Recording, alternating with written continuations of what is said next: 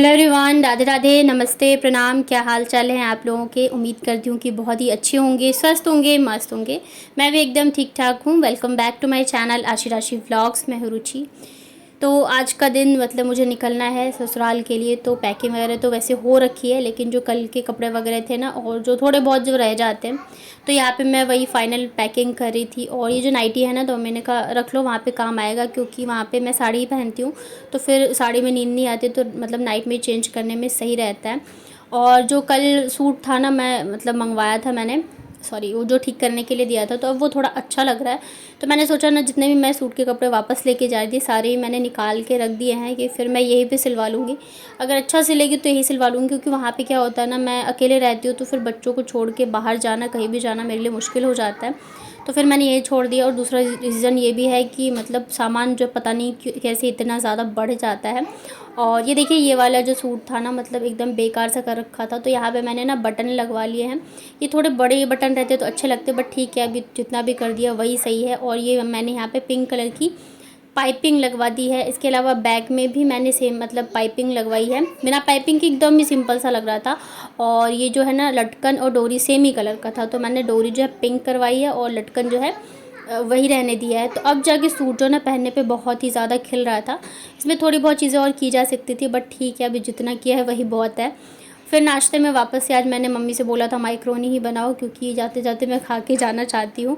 फिर पता नहीं कब आऊँगी, नहीं आऊँगी। उसके बाद मैंने सोचा यार एक बार मैं वेट कर लूँ, मेरा कितना बड़ा है कितना नहीं, क्योंकि यहाँ पे पूरे दिन बस मम्मी खिलाती ही रहती है। तो इन बच्चों का तो मतलब कोई फ़र्क ही नहीं रहता, वो आधा एक किलो का ही रहता है इनका, कि बढ़ जाता है घट जाता है, इससे ज़्यादा तो इनका कुछ होता नहीं है।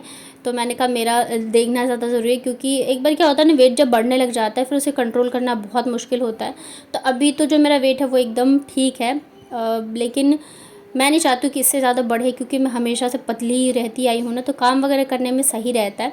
तो मतलब यहाँ पे मुझे लग रहा है 900 कुछ ग्राम जो मेरे वेट वो बढ़ा है, बाकी ठीक ही है। तो जैसे कि आप लोगों को पता है कि मैं जा रही हूँ ससुराल, और इतने दिनों से गर्मी की हमारी हालत हो रखी है बहुत ही ज़्यादा मेरे फेस की ख़राब। तो मैंने सोचा थोड़ा सा तो मतलब अपना हुलिया जो है सुधार लूँ। तो ज़्यादा कुछ मुझे मिला नहीं। यहाँ पे बेसन रखा था और फ्रिज में ना दही पड़ी हुई थी, तो बस उन्हीं दोनों चीज़ों को मैंने अच्छे से मिक्स करके यहाँ पे फेस पे लगा लिया है। और देखो आशी जैसे देखती है ना फ़ोन स्टार्टर, वैसे आके सामने खड़ी हो जाती है। तो बस इसे मैं लगा ले रही हूँ, और 10 से 15 मिनट के लिए मैं रखूँगी। और वैसे मेरी जो ट्रेन है शाम के 5 बजे है, तो लगभग घर से जो हम लोग 3 बजे निकल जाएंगे। न्यू दिल्ली से है। तो यहाँ पे फिर देखिए मैं नहा धो के आ गई थी। गर्मी इतनी ज़्यादा है ना कि नहाने के बाद भी पता नहीं चल रहा था कि नहाए या पसीने से भीग गए हैं। तो आज मैंने हेयर वॉश भी किया था। वैसे तो ट्रैवल ही करना है, गंदे होंगे, लेकिन फिर भी गर्मियों में ऐसे रहता है ना कि 2-3 दिन पे हेयर वॉश करना ज़रूरी हो जाता है, नहीं तो फिर वो एकदम चिपचिपा सा खुजली सी होने लगती है। और बाल तो इतने ज़्यादा टूट रहे हैं ना गर्मी में कि बस क्या ही बताऊँ।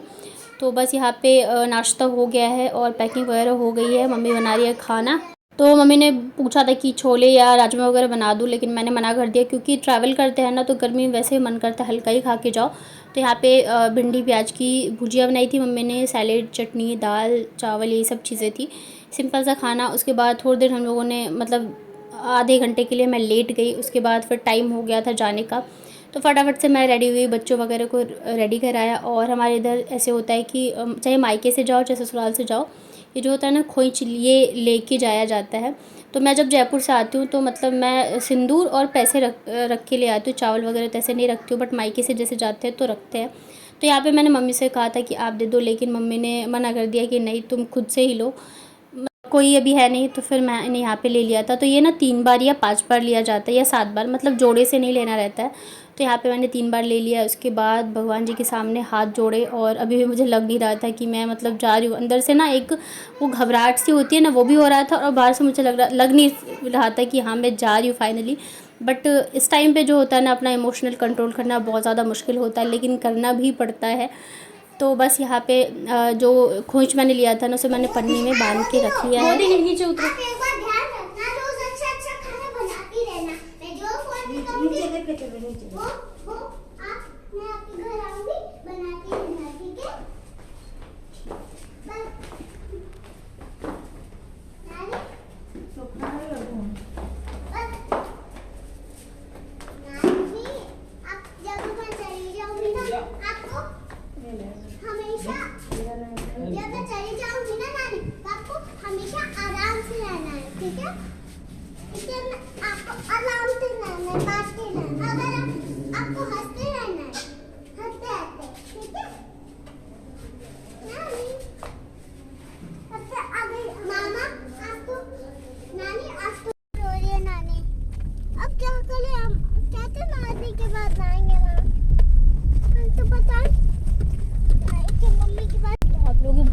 जाना है जाना हम नहीं बोल रहे थे, पर नानी तो रो रही है। वो बात तो देखो, मैं जब नानी रो रही थी ना रोते,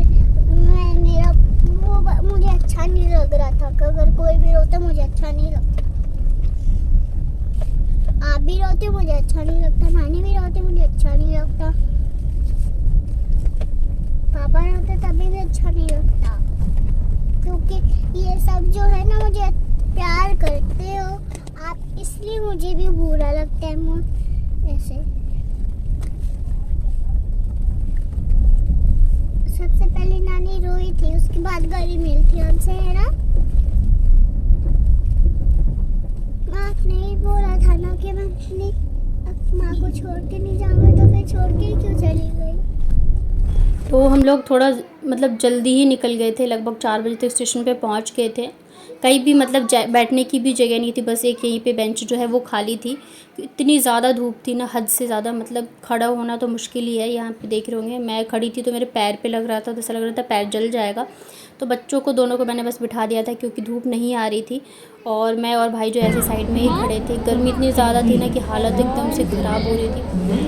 मतलब ऐसा हम लोग इसलिए पहले आ गए थे कि बाई चांस कभी ट्रैफिक मिल जाए, कुछ भी हो जाए, तो इस वजह से हम लोग थोड़ा जल्दी ही निकल गए थे। कई बार ऐसे भी होता है कि कैब वगैरह नहीं मिल रही होती है, बट 1 घंटे पहले आ गए थे। यहाँ पे गर्मी के मारे ना हालत ख़राब हो रही थी, तो फिर भाई यहाँ पे चिप्स और कोल्ड ड्रिंक लेके आया था, क्योंकि फिर सर घूमने लगता है, चक्कर वगैरह आने लग जाते हैं, तो थोड़ा सा कुछ खाते पीते रहे तो सही रहता है। उसके बाद यहाँ पे फिर आ गई थी मेरी ट्रेन जो है ना 4:30 बजे तक आ गई थी। तो फिर भाई मुझे यहाँ पे छोड़ने आया था। फ़र्स्ट टाइम ना मैं दोनों बच्चों के साथ अकेले ऐसे ट्रैवल कर रही हूँ। मतलब एक बार किया था जब दादी ख़त्म हुई थी ना तब, लेकिन वो क्या था ना, नाइट की ट्रेन थी, तो हम गए और सो गए। सुबह जाके मतलब उतरना था यहाँ पे, तो मतलब मुझे बहुत ज़्यादा डर लग रहा था। तो यहाँ पे स्नैक्स में ना ये देखे गए थे, बहुत सारी चीज़ें थी इसमें, तो मैंने खा ली। और ज़्यादा मैं यहाँ पे कुछ शूट नहीं कर पाई, क्योंकि ना ट्रेन में मुझे मेरी 2-3 फ्रेंडें मिल गई थी। ऐसे होता है ना कि अब मिलते हो कुछ टाइम के लिए, लेकिन बहुत अच्छे दोस्त बन जाते हो, तो वैसा ही था। तो पूरा 4-5 घंटा कैसे निकल गया बिल्कुल ही नहीं पता चला है। तो यहाँ पे उन लोगों ने ही मुझे उतरने में भी हेल्प करी, क्योंकि जो मेरे देवर जी थे वो ट्रैफिक में फंसे हुए थे। मतलब हम लोग उतरे ना, उसके 10 मिनट बाद वो आए हैं, तो मुझे ऐसी कुछ दिक्कत नहीं हुई, बहुत ईजीली उतर गए। सबने बच्चों को भी उतारा, सामान में भी बहुत हेल्प करी। और ये 4 घंटे मतलब कैसे निकले मैं बता नहीं सकती हूँ। होता है ना, आप अपनी दिल की सारी बातें शेयर कर लेते हो, वैसे तो वो हम तीनों सेम ही एज की थी, और वो भी दोनों अकेले ही ट्रैवल कर रही थी, इधर मैं भी अकेले ट्रैवल कर रही थी, तो मुझे भी थोड़ी हेल्प मिल गई, और बातों बातों में पूरा सफ़र जो है वो भी कट गया। उसके बाद फिर यहाँ पे सामान थोड़ा ज़्यादा था, अदरवाइज़ फिर बाइक पे ही चले जाते देवर जी के साथ। लेकिन फिर यहाँ पे ऑटो लिया, मैं और बाबू ऑटो से गए थे। आशी ने कहा नहीं मुझे चाचू आपके साथ ही जाना है, तो वो साथ में बाइक से आशी को लेके चल रहे थे। और लगभग 11 बज गए थे, क्योंकि ट्रैफिक बहुत ज़्यादा था ना, तो मतलब स्टेशन से घर पहुँचने में ज़्यादा टाइम लग गया। तो मतलब घर पहुँचते पहुँचते जो है वो 11 बज गए थे। तो कल से आपको मिलेंगे मेरे ससुराल के व्लॉग्स, तो आप लोग प्लीज़ अपना प्यार दिखाइएगा, सपोर्ट दिखाइएगा। वीडियो पसंद आता है तो लाइक करिए, शेयर करिए, चैनल को सब्सक्राइब करिए। अभी आप लोगों ने बहुत मतलब पहले से तो काफ़ी कम हो गए हैं मेरे व्यूज़, पता नहीं क्यों। तो प्लीज़ अपना प्यार जो है वो बनाए रखिए। तो चलिए फिर मिलती हूँ मैं आप लोगों से नेक्स्ट व्लॉग में, कल से ससुराल वाले व्लॉग में। तब तक अपना ध्यान रखिए, स्वस्थ रहिए, मस्त रहिए। Thank you so much for watching.